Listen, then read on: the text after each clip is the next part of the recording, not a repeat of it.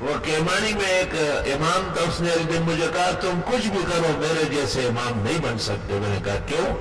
کہا فجر کی نماز میں علم نشرح پہلی رکعت، دوسری میں ولا عصر تم پڑھ سکتے؟ فجر میں انا انزلناہ، دوسری میں انا اعطیناہ. میں نے کہا واقعی میں نہیں پڑھا سکتا. تو میں نے اس کو بیان کیا دور حدیث میں. ایک لڑکا کھڑا ہو گیا، اللہ اس کو جزائے خیر دے، اللہ اس کے علم و عمل کو زندہ تابندہ رکھے. اس نے کہا وہ سارے مردار خور مر گئے، اب آپ کے شاگردوں کی بہار ہے.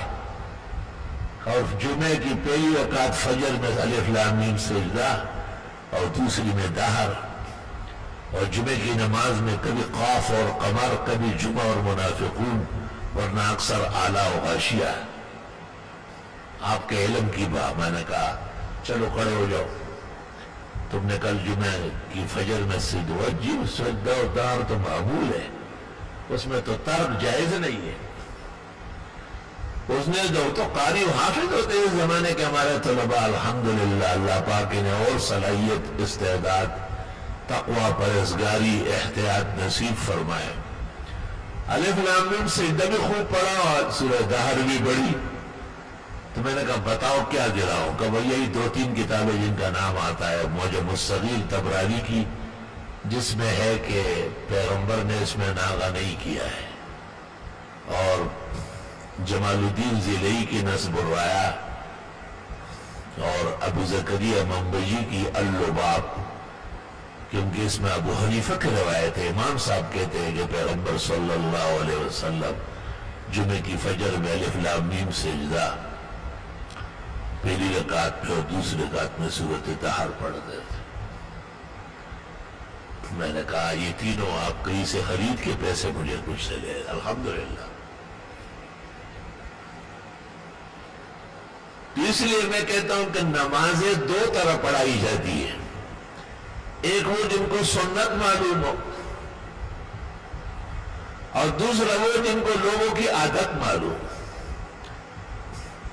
آج سے 20-25 سال پہلے جب میں صحت و توانا تھا اور میں نے فجر میں الف لام میم سجدہ اور دہر پڑھنا شروع کیا، تو یہاں ایک دوست نے مجھے کہا کہ بہت لمبی ہے اور لوگ تک جائیں گے. میں نے کہا آپ تو نہیں تکیں گے. کہا بس آپ کو سناؤں گا لوگ جائیں. میں نے ان سے کیا چندہ مانگنا ہے. جب 2-3 مہینے گزرے میں نے ان سے پوچھا کہ لوگ بھاگے نہیں؟ کہ نہیں، لوگ بڑھ گئے. فجر میں باہر دور تک گاڑیاں کھڑی ہوتی ہے، لوگوں کو پتہ چل گیا کہ یہ سنت ہے. میں نے کہا معلوم ہوا چھے دورانا جانو دا خانہ دا بگاڑا ہے تو آپ نے ہے. لوگ تو دین مسجد میں آتے ہیں علماء دین سے دین سیکھنے کے لیے. آپ نے کوئی اور غلط پٹی پڑھا کر کے ان کو گمراہ کر کے روانہ کرتے ہیں. جب ان کو پتہ چل گیا کہ جناب رسول اللہ صلی اللہ علیہ وسلم کی سنت ہے